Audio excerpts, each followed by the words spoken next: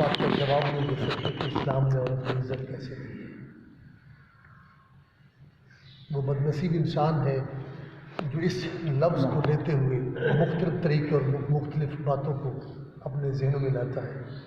قرآن سب سے بڑی خوبصورت کتاب ہے جو 23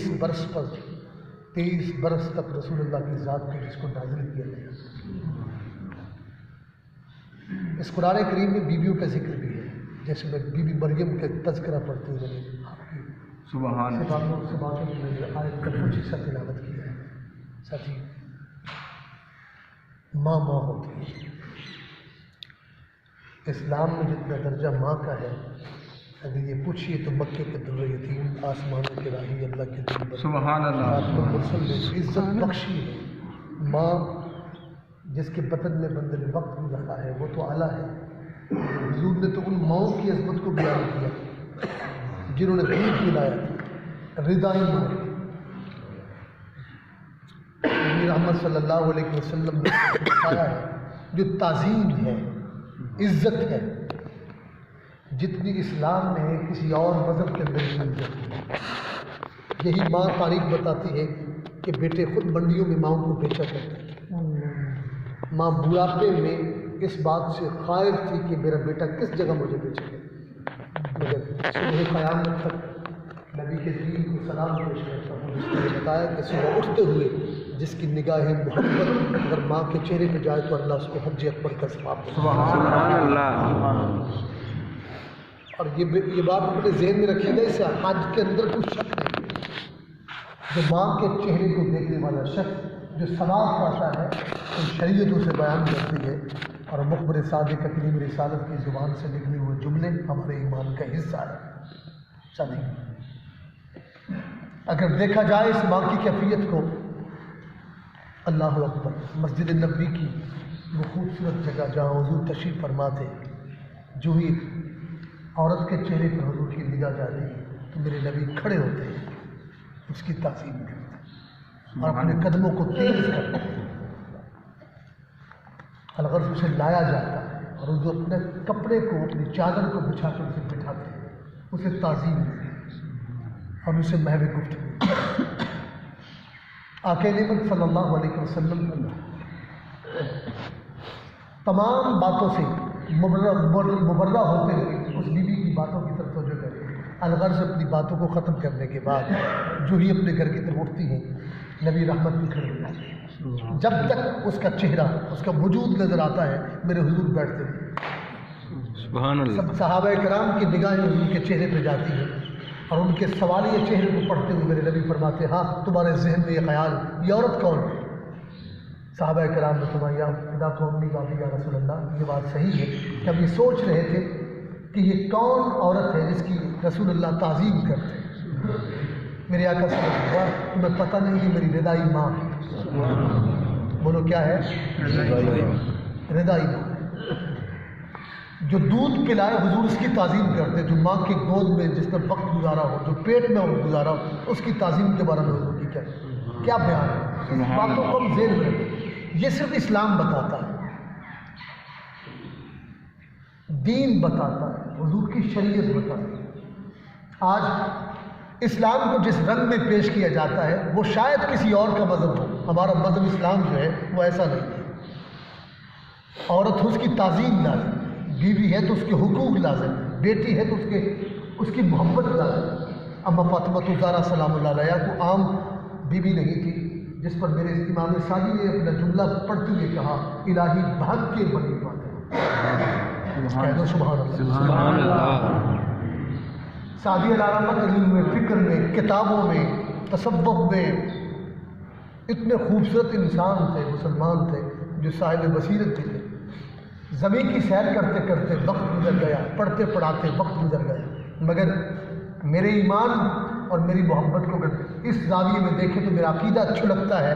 میرے عقیدت میں امام سعدی علیہ رحمت اللہ اکبر آتے ہیں، وہ فرماتے تمہیں پتہ نہیں، عبادت اپنی جگہ پہ مگر رسول، ریاضت، نوافل، تلاوت، علم، علوم کسی بھی سے تعلق رکھتے وہ ساری اپنی جگہ، مگر جہاں تک بارگاہ عزت کی بارگاہ میں، اللہ کی بارگاہ میں جو عزت کی ہے تو ہم اس کی نسبت مانگتے، وہ کیا ہے؟ آل رسول کی محبت۔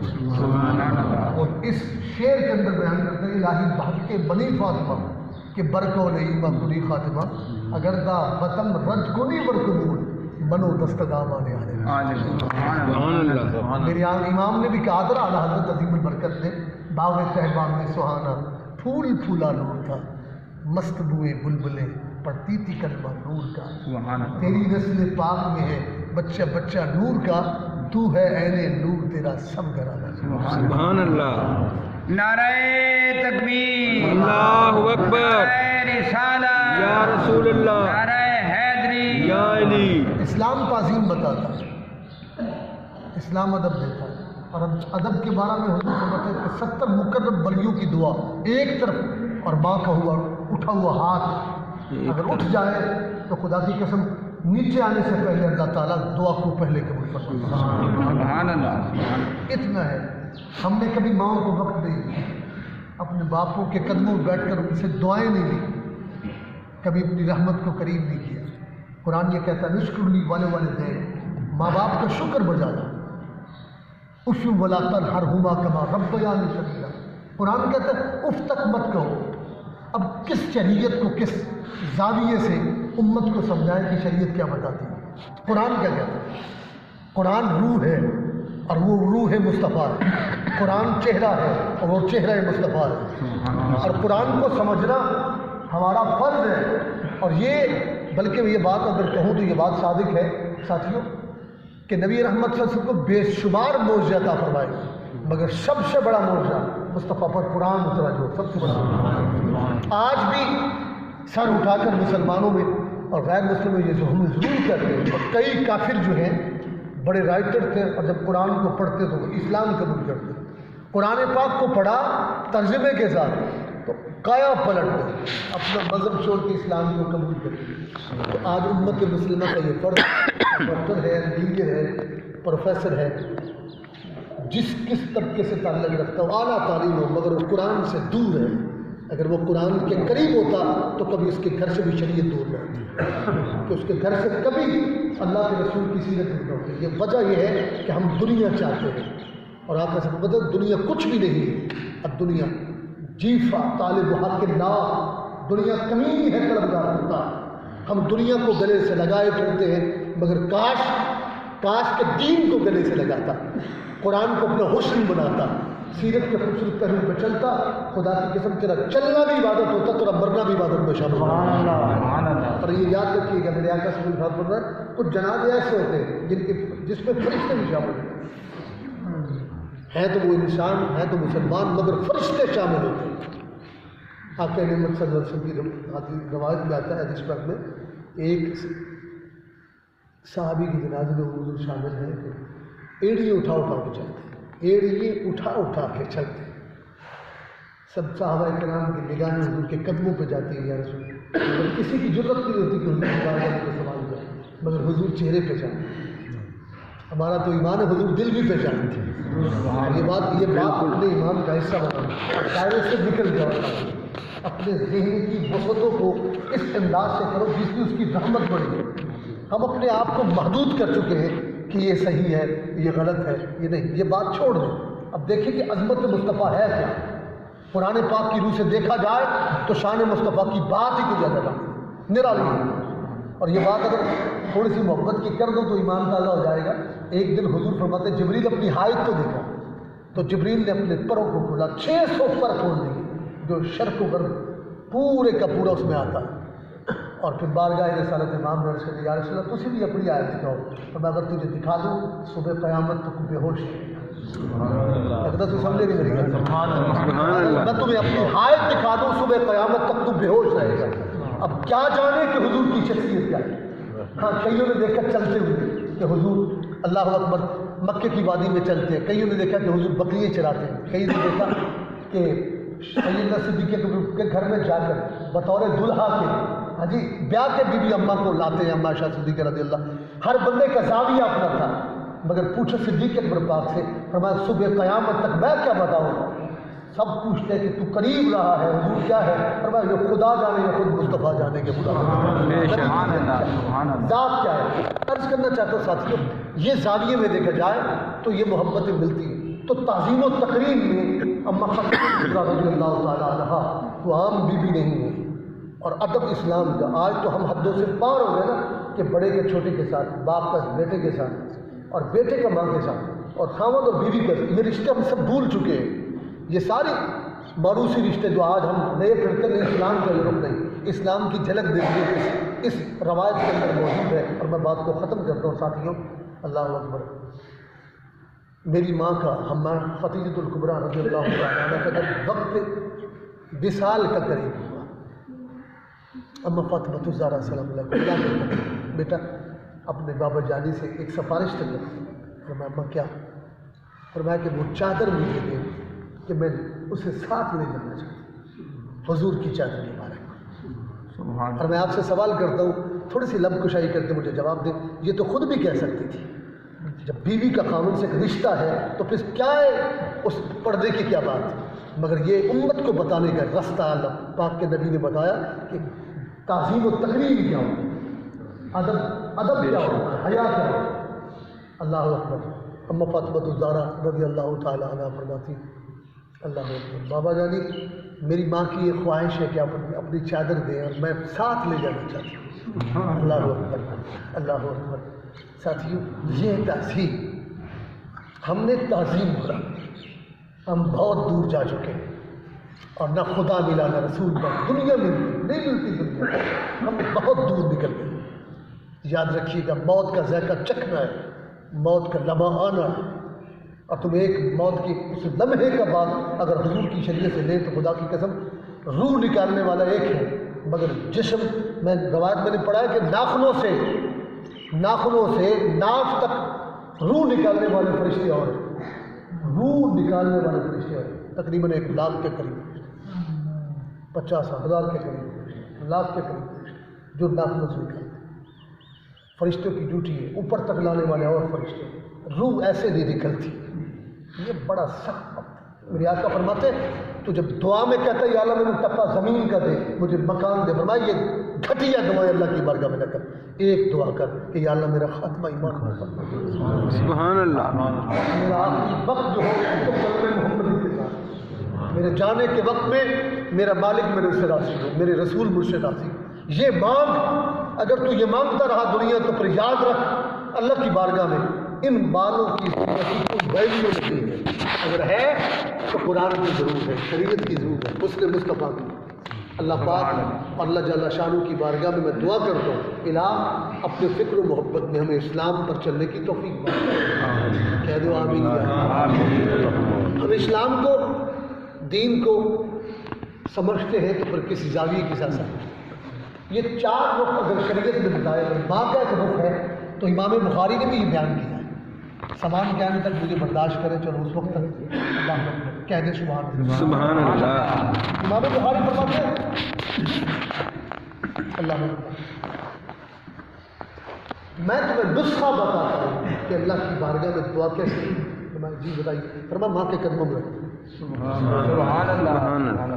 پھر کہہ دو ایک بڑی ماں کے قدموں میں رکھ. فرمایا کیا؟ تمہارا رب کی رحمت قریب ہو جاتی. رب نہیں دیکھتا کہ یہ ماں کیسے. تو اپنے زاویے کو سجا کر، اپنا دل سجا کر کہ ماں کے قریب ہو جاتا ہے تو اللہ تعالیٰ بڑا خوش ہوتا ہے. اور یہ یاد رکھیے گا صرف زندہ ماں کی بات نہیں ہے. نظام الدین اولیاء پاک سے کسی نے پوچھا تھا، اب بلکہ ماں نے ماں کی بارگاہ میں رو کے کہتا ماں تو جدا ہو تو میرا کی بڑھ رہا ہے. فرمایا بیٹا میں جدا نہیں ہوتی، میری مٹی کی ڈھیری پہ آنا تیرا کام ہے. اگر یہاں بیٹھ کر قدموں میں تو دعا قبول کراتا تھا تو پھر یاد رکھ مٹی کی ڈھیری پر آ کر دعا تو مانگ، ہاتھ نیچے بعد میں آئے گا اللہ کی دعا کو پہلے قبول کرنا. ہم نے سب کچھ چھوڑ دیا. آؤ ہم اپنے اسلاف کی طرح سے زندگی کو لائق کریں. ہم صوفیہ کرام کی زندگی کو لائق کریں، ہم اسلام کو لائق کریں، ہم قرآن و سنت کے مطابق اپنی زندگی کو بسر کرنے کی کوشش کریں. تب سکون ملتا ہے. اگر یہ نہیں تو سکون نہیں ملے گا. سکون دولت سے نہیں ملتا، قرآن کی تلاوت سے ضرور ملتا ہے. سبحان اللہ. دنیا سے نہیں ملتا، مصطفیٰ کی محبت سے ضرور ملتا ہے. سبحان اللہ. سکون جو ہے یاد الہی میں اپنی جبی کو جھکا کر سبحان ربی الاعلیٰ کے جب نعرے لگاتا ہے خدا کی قسم کیسے نہیں سکون دیتا، وہ دیتا ہے. اس لیے کسی فقیر سے کسی نے پوچھا تھا کہ یار کلا بیٹھ تو نیند بڑی گہری میں سوتا ہے، کیا وجہ؟ فرمایا اس کی یاد میں سوتا ہوں تو نیند تھوڑی آتی ہے۔ سبحان اللہ دنیا داروں کو دیکھ کر 2 ٹیبلٹیں کھا کے سوتے ہیں مگر نیند نہیں آتی۔ نیند محمدی کی ہے، نیند مصطفیٰ کے نوکر کی ہے۔ سبحان اللہ تو عشاء کی نماز پڑھتے ہوئے سو جاتا ہے، میرے بابو فرماتا ہوں ایک کمال نہیں ہے جتنا کمال نسبت کا کمال ہے۔ اللہ اکبر۔ عشاء کی نماز بڑا خوبصورت نسخہ جی، بڑا خوبصورت۔ عشاء کی نماز باجماعت میں پڑھ لیں، پڑھ کے سو جائے، میرے نبی آقا فرماتے ہیں آدھی رات کی عبادت کا ثواب ہوگا۔ سبحان اللہ۔ اگر فجر کی نماز جماعت کے ساتھ پڑھ لیں تو پوری رات کی عبادت کا ثواب ہوگا۔ تو اگر یہ پڑھتا پڑھتا کلمہ محمدی پڑھے، دوسرا کلمہ پڑھے، تیسرا کلمہ پڑھے، درود و سلام کی تسبیح پڑھتا ہے، استغفار کرتا ہے، سوتا ہے، تو میں آپ سے سوال کرتا ہوں مجھے جواب دیں، سارے رل مل کے تو جواب دو۔ جب سونے کے وقت آدھی موت ہے نا نہیں، جب اس وقت میں جب وہ کہتا ہے نا اللہم صلی علی محمد یہ پڑھتا ہے اشہد ان لا الہ الا اللہ استغفر اللہ ربی من کل ذنب، جب پڑھتا ہے تو کیا مولا فرشتوں سے کہتا نہیں ہوگا دیکھو میرا بندہ نیند کے وقت بھی مجھے بھلاتا نہیں؟ سبحان اللہ۔ ساتھ اپنی زبانوں کو، اپنے دل کو اس کی یاد میں تازہ کرو، اس کا فضل قریب ہو جائے۔ اللہ مجھ پر اور آپ پر اور بی بی برحمت فرمائے، اللہ مغفرت فرمائے، اسے کربت کر آرام نصیب فرمائے۔ آمین۔ اچھا وقت گزارا مجھے بھی یاد آ چھوٹے چھوٹے بابا جی، میں کافی لیٹ آیا رات 1:30 بجے، کل ڈاکٹر صاحب نے فون بھی کیا تھا، ہمارے بہترین ساتھی تھے ارشد تبسم صاحب جو ہمارے، اس کی زوجہ محترمہ کا مثال، ہمارے اٹھی کے بڑے خوبصورت ساتھی میں سے۔ تو میں وہ بابا جی والدہ کی باتیں وہ خوبصورت یادیں میں اپنی زندگی میں اپنے بچوں کو سمجھاتا ہوں، یقین مانو میرا اچھا وقت گزرا ہے، بابا جی کا یاد اچھا وقت گزرا، اور ہماری یہ کہ محبتیں بزرگوں سے ملتے ہوئے خوشی تازہ ہوتی ہے، دل باغ باغ ہوتا ہے یار ان سے وابستگی سے بار سے کہ بابا جی کا آنا، ہمارا رہنا، یہاں پڑھنا، لوگوں سے معاملہ بڑا خوبصورت۔ اللہ تعالیٰ یہ محبت ہمیشہ سلامت رکھے۔ آمین۔